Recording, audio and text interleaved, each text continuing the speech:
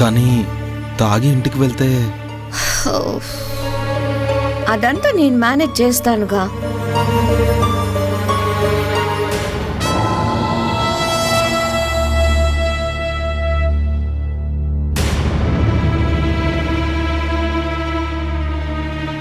కమాన్ అల్లుడు.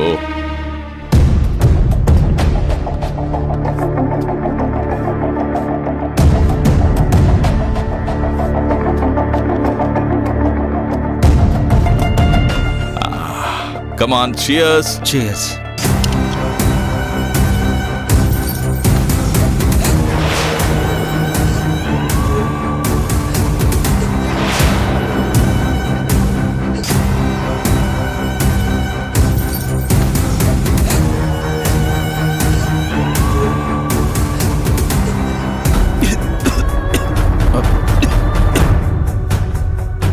మొదట్లో అంతే అల్లుడు. మందు మెల్లిగా గొంతులోకి దిగుతుంటే ఆ కిక్కే వేరప్పా.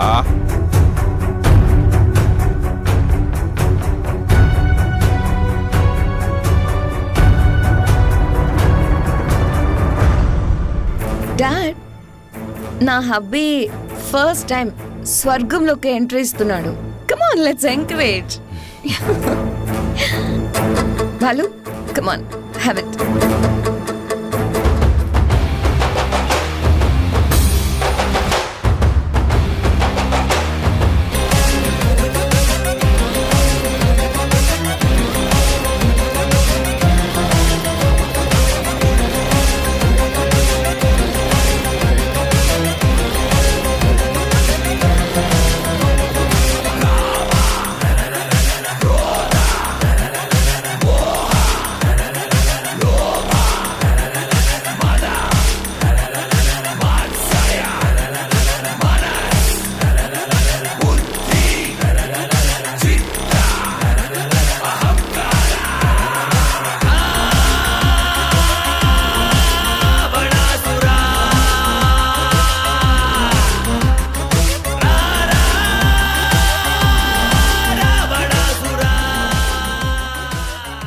అల్లుడు,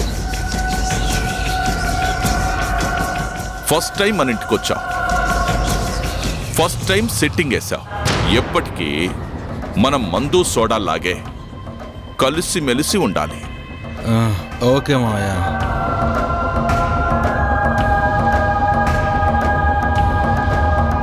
బాలు, ఇక చాలు, డిన్నర్ చేద్దామా? మమ్మీ వాళ్ళు మన కోసం వెయిట్ చేస్తూ ఉంటారు. పద వెళ్దాం. అదేంటల్లుడు, డిన్నర్ చేసి ఈ నైట్ కి హ్యాపీగా ఇక్కడే రెస్ట్ తీసుకోండి.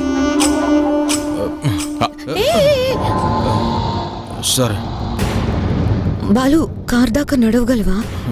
Why not? ఎన్ని పెగ్గులేసినా ఈ బాలు స్టడీయా. పద.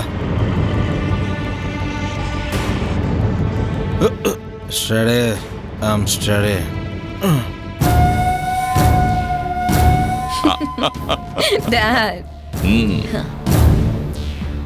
డాడ్, సంప్రదాయబద్ధమైన మా అయోధ్య నిలయంలోకి బాలు ఈ కండిషన్లో వెళ్ళాలనే నా కోరిక.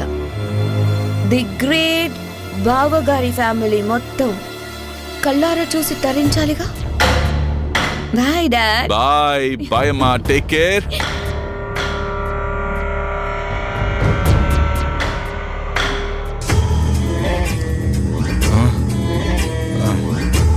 బాలు, డాడీకి బాయ్ చెప్పు. బాయ్, గుడ్ నైట్ అల్లుడు. మావయ్య బాయ్. Bye bye dad.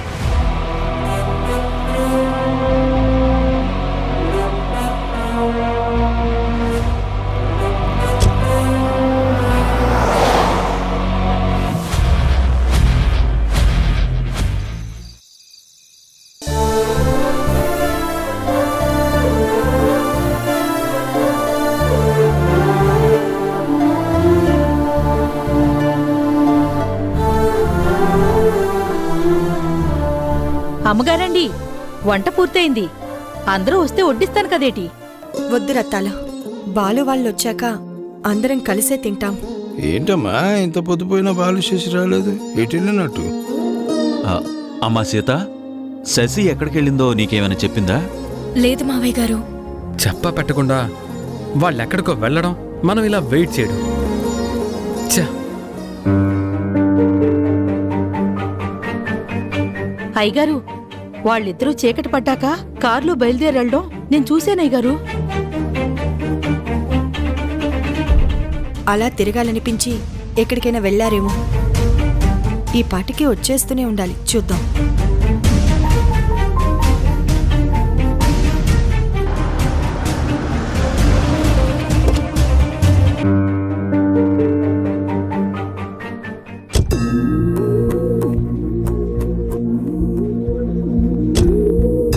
అమ్మా, అదిగో శశి వదిన వాళ్ళు వస్తున్నారు.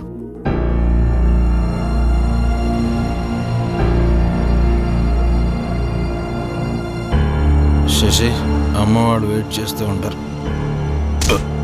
ఏ, బాలు, slow. ఓకే.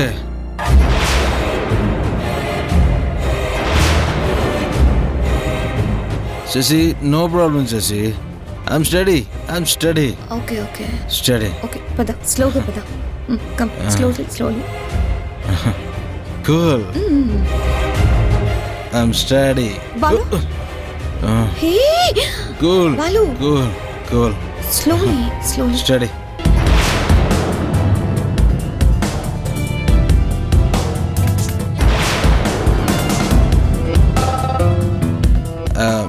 మా సారీ, కొంచెం లేట్ అయిపోయింది. జస్ట్ శశి అలా బయటికి వెళ్దామంటే మేమిద్దరం అలా వెళ్ళాం, అంతే.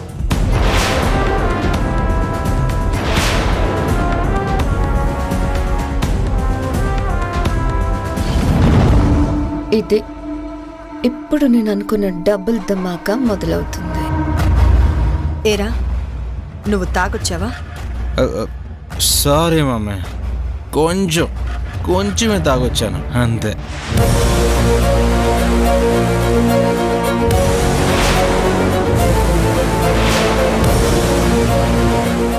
చిచి, కన్న తల్లితో ఆ మాట చెప్పడానికి నీకు నోరెలా వచ్చింది?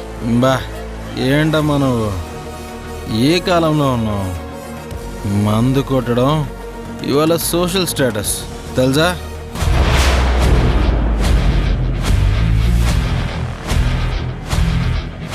బాలు, ఇప్పుడు నీ కండిషన్ బాగాలేదు, ఏదన్నా ఉంటే ఉదయం మాట్లాడుకుందాం. ముందు నువ్వు లోపలికెళ్ళు. అమ్మ తీసుకెళ్ళు. వై తాతయ్య, అయినా మీరందరూ ఏంటి నేనేదో పెద్ద క్రైమ్ చేసినట్టు నా వైపు అలా చూస్తున్నారు?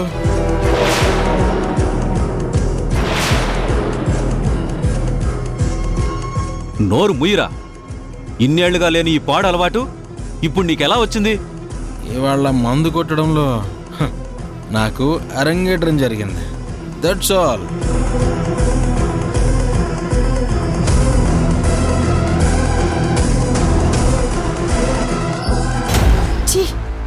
నా కడుపున చెడ పుట్టావు కదరా రాము. వీన్ని లోపలికి లాక్కెళ్ళి ఓ బిందెడు నీళ్ళని నెత్తి మీద కుమ్మరించు. ఎక్కిన దెయ్యం దిగిపోతుంది. నో మమ్మీ, పెగ్గు మీద పెగ్గు కొట్టి స్వర్గంలో ఉన్నాను. అయినా మందు తాగితే వచ్చే మజా నీకేం తెలుసు మమ్మీ? రేయ్ బాలు,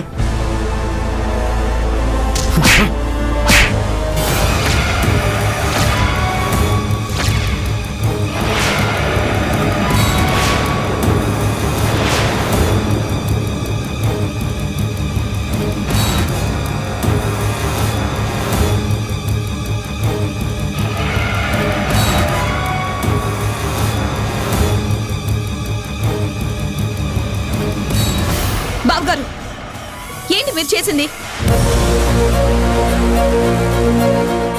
నా కళ్ళ ముందే నా భర్త మీద చేయి చేసుకుంటారా? మరి తాగి వచ్చిందే కాక మా అమ్మతోనే నీకేం తెలుసు అని అడ్డంగా మాట్లాడుతుంటే ఇంకేం చేయాలి? అందుకని కొట్టేస్తారా? మీ తమ్ముడు ఇంకా చిన్న పిల్లాడు అనుకుంటున్నారా? అది కాదమ్మా. తాతయ్య ఏది కాదు, మీ ఇంట్లో తాగడం అలవాటు లేకపోవచ్చు కానీ ఈ కాలంలో తాగడం అనేది చాలా మందికి అలవాటే. హై సర్కిల్స్ లో అది అవసరం కూడా.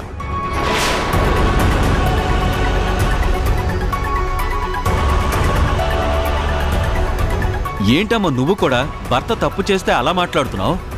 మందలించాల్సింది పోయి అలా సమర్థిస్తున్నావేంటి? లేదు మావయ్య గారు, నేనేం సమర్థించడం లేదు, ప్రాక్టికల్ గానే చెప్తున్నాను. Balu US return. తన పర్సనల్ స్పేస్ లోకి ఎవరు ఎంటర్ అయినా అది కరెక్ట్ కానే కాదు. Stop it.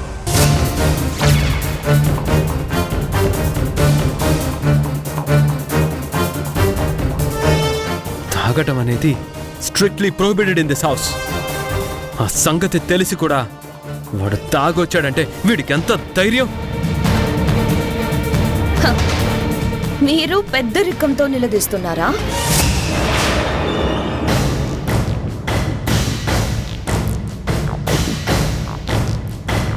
ఓకే, మరి ఏంట్రా ఇది అని అడిగి అక్కడితో మీరు ఆగితే బాగుండేది.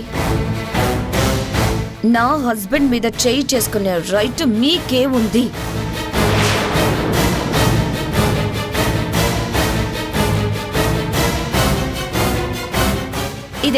ఇదేనా పెద్దరికం అంటే? మీ తమ్ముడు మీద మీకున్న ప్రేమ ఇదేనా?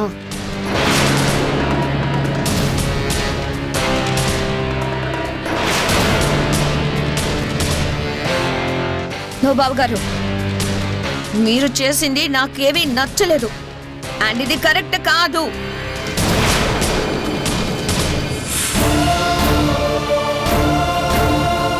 Balu, let's go. Come. Okay Shashi. Careful.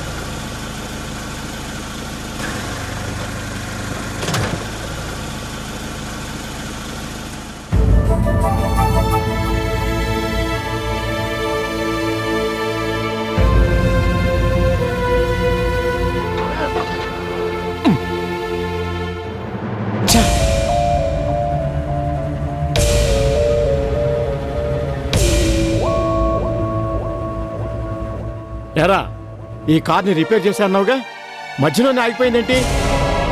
మళ్ళీ ట్రై చేసినా స్టార్ట్ అవ్వట్లేదు.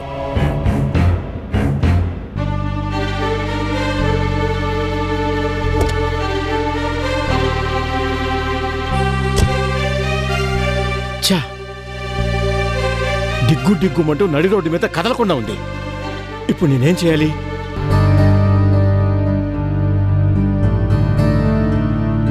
హలో మాస్టరు, డుగ్గుమని ఆగిన కారు ఇగ్నిషన్ తిప్పినా క్లచ్ తొక్కినా స్టార్ట్ కాదు, కానీ బ్యానెట్ ఎత్తి చెక్ చేయండి.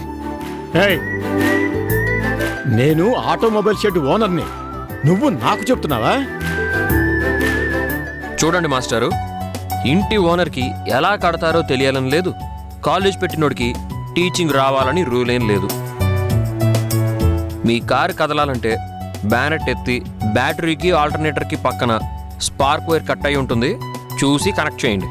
ఏంటి, చూడకుండానే మెకానిజం మొత్తం తెలిసినట్టు చెప్పేస్తున్నావు? నువ్వు మెకానిక్వా? మాస్టరు, కార్ సౌండ్ను బట్టి సర్వీస్ చేసి ఎన్నాళ్ళయిందో, టైర్ల మూమెంట్ని బట్టి వీల్ అలైన్మెంట్ చేసి ఎన్నాళ్ళయిందో చెప్పడానికి మెకానికే కావాలా? ఎక్స్పీరియన్స్ చాలు.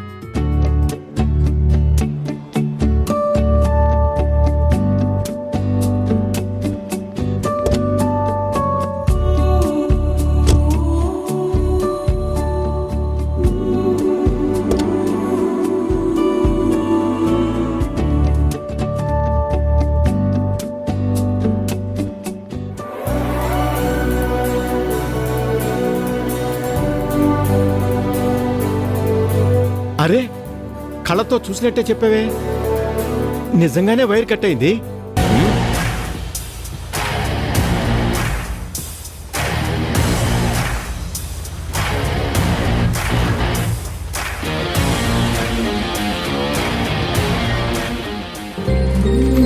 నా దగ్గర ఉన్నారు 6 డజన్ మంది మెకానిక్కులు, ఒక్కడికి కూడా సరిగ్గా రిపేర్ చేయడం రానే రాదు.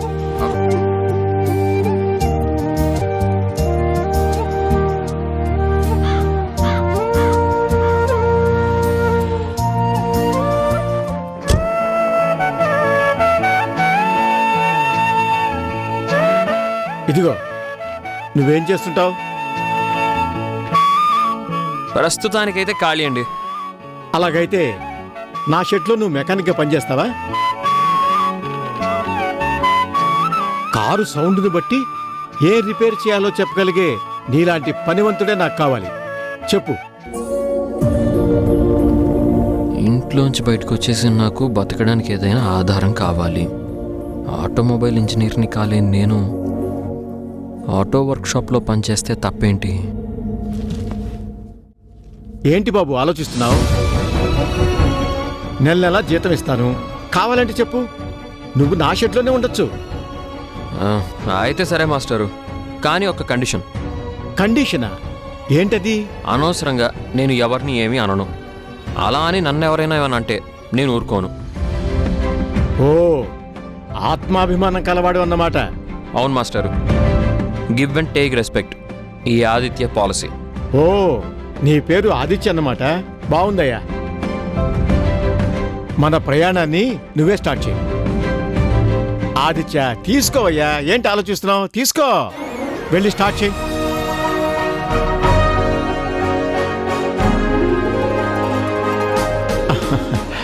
పదవయ్యా.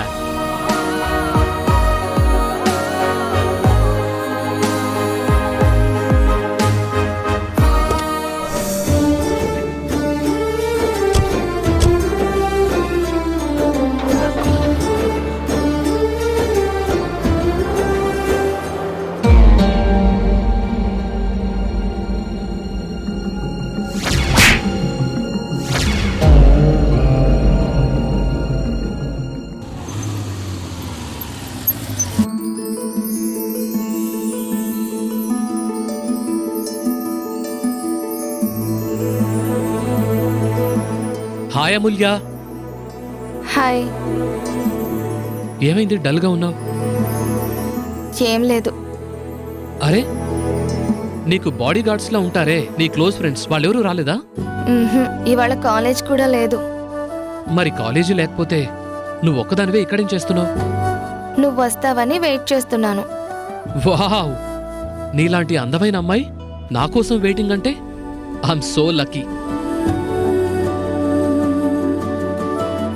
బట్ మా ఇంట్లో అంతా బ్యాడ్ లక్కే. అమూల్య, ఏం జరిగింది? చందు, నువ్వు నా మనసుకి చాలా క్లోజ్ అయ్యావు కాబట్టి నా బాధని నీతో షేర్ చేసుకుంటున్నాను. మా ఇంట్లో పరిస్థితులు అస్సలు బాలేవు.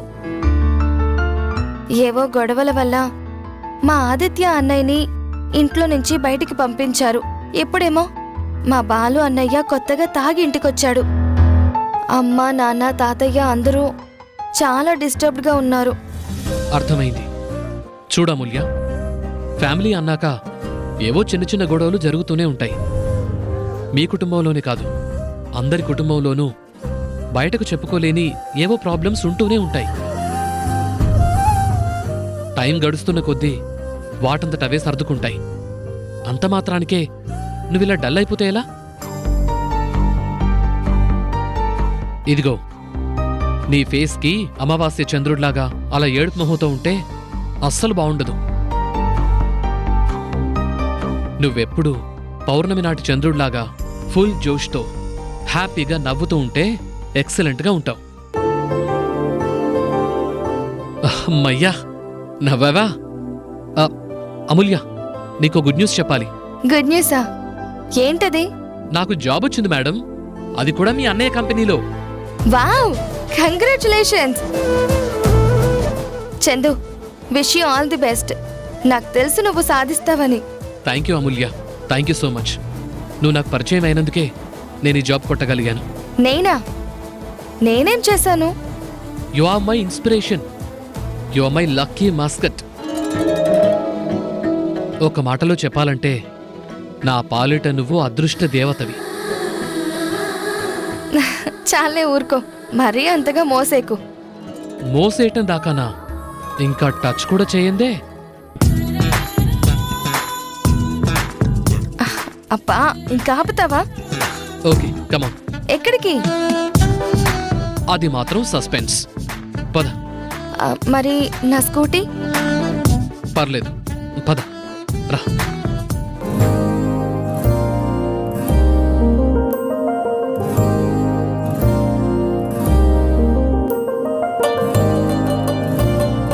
హలో, అమ్మమ్మలా కాదు, కాలేజ్ అమ్మాయిలా కూర్చో.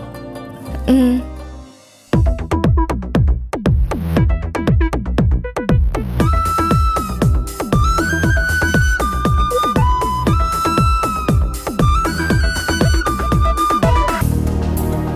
నాన్నా,